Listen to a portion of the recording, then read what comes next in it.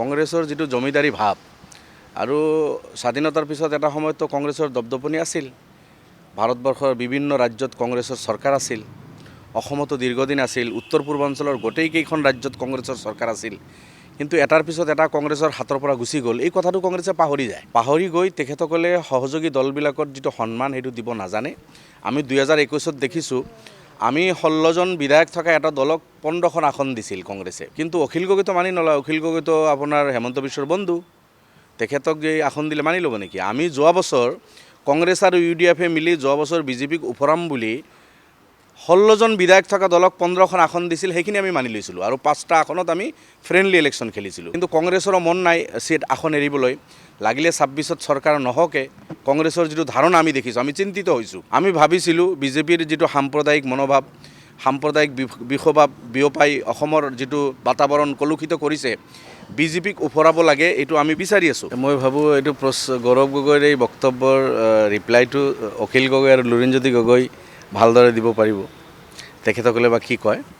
আমি যিহেতু এই গঠবন্ধনত নায়েই, আমি একলা চলো নীতিৰে আগবাঢ়ি আছোঁ আৰু 30ৰ পৰা 35খন আসনত নিৰ্বাচন খেলাৰ পূৰ্ণদমে প্ৰস্তুতি লৈছোঁ। আমাৰ মাননীয় সভাপতি অসমত আছে, বিভিন্ন জেগাত গৈ আছে। দলীয় কাৰ্যকৰ্তাসকলে আমাৰ বুথ লেভেলত গৈ কাম কৰি আছে। আমিও চবে কাম কৰি আছোঁ আৰু আমি যিখিনি আসনত নিৰ্বাচন খেলিম এইখিনিৰ খবৰে ক'ব পাৰিম।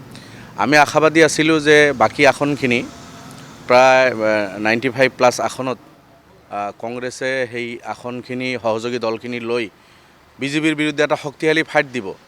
কিন্তু এতিয়া যিটো দেখিছোঁ, কংগ্ৰেছ আৰু সহযোগী দল তেখেতসকলৰ যিকেইটা আছে সেইকেইটাৰ যিটো অৰিয়াঅৰি, এইটোত আমি অলপ চিন্তিত হৈছোঁ। এনেকুৱা লাগি আছে যে কংগ্ৰেছে আগতেইতো যিটো তেখেতসকলৰ সহযোগী দলবিলাকৰ লগত 15টা আছিল, মাজত ক'লে 7টামান আছে। এতিয়া কালি গৌৰৱ গগৈৰ বক্তব্যৰ পিছত অখিল গগৈতো জঁপিয়াই আছে। লুৰিণ গগৈ মনে মনে থকা মানুহ, তথাপিও মই ভাবোঁ চুপচাপটো নাথাকে, তেখেতেও কিবা এটা কৈ দিব। হয়, বহুকেইটা দল, এতিয়া 15টা দল ভগালেতো দুটাই ভাগত পৰে, তথাপিও নপৰে। গতিকে এতিয়া গৌৰৱ গগৈ কাক কেতিয়া দিব, ৰুমৰ ভিতৰত বন্ধ কোঠালিৰ ভিতৰত আলোচনাখিনি কৰিলে ভাল আছিল। চাওক, আমি অলপ চিন্তিত হৈছোঁ। কংগ্ৰেছৰ যিটো জমিদাৰী ভাৱ আৰু স্বাধীনতাৰ পিছত এটা সময়তো কংগ্ৰেছৰ দপদপনি আছিল। ভাৰতবৰ্ষৰ বিভিন্ন ৰাজ্যত কংগ্ৰেছৰ চৰকাৰ আছিল। অসমতো দীৰ্ঘদিন আছিল। উত্তৰ পূৰ্বাঞ্চলৰ গোটেইকেইখন ৰাজ্যত কংগ্ৰেছৰ চৰকাৰ আছিল। কিন্তু এটাৰ পিছত এটা কংগ্ৰেছৰ হাতৰ পৰা গুচি গ'ল। এই কথাটো কংগ্ৰেছে পাহৰি যায়। পাহৰি গৈ তেখেতসকলে সহযোগী দলবিলাকৰ যিটো সন্মান সেইটো দিব নাজানে। আমি 2021ত দেখিছোঁ, আমি 16জন বিধায়ক থকা এটা দলক 15খন আসন দিছিল কংগ্ৰেছে। আমি সেইখিনি মানি লৈছিলোঁ। কিন্তু অখিল গগৈতো মানি নলয়। অখিল গগৈতো আপোনাৰ হেমন্ত বিশ্বৰ বন্ধু। তেখেতক যে আসন দিলে মানি ল'ব নেকি? আমি যোৱা বছৰ কংগ্ৰেছ আৰু UDF-এ মিলি যোৱা বছৰ বিজেপিক উফৰাম বুলি 16জন বিধায়ক থকা দলক 15খন আসন দিছিল। সেইখিনি আমি মানি লৈছিলোঁ আৰু 5টা আসনত আমি ফ্ৰেণ্ডলি ইলেকশ্যন খেলিছিলোঁ। কিন্তু অখিল গগৈতো এইটো নকৰে। অখিল গগৈ লাগিব 50, 60, 70খন আসন। ক'ত আৰু অখিল গগৈ সেই কথা বাৰ্তাবিলাক মানিব। কিন্তু কংগ্ৰেছৰো মন নাই চিট আসন এৰিবলৈ। লাগিলে 26ত চৰকাৰ নহওকে। কংগ্ৰেছৰ যিটো ধাৰণা আমি দেখিছোঁ, আমি চিন্তিত হৈছোঁ।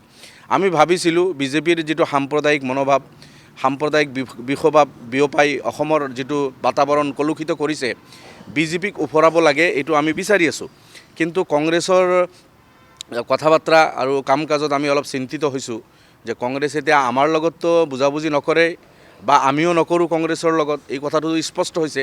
এতিয়া এনেকুৱা লাগিছে হয়তো লুৰিণ গগৈ বা অখিল গগৈৰ লগতো হয় কিনা নাই, এইটো এটা বিষয় আমাক চিন্তিত কৰিছে।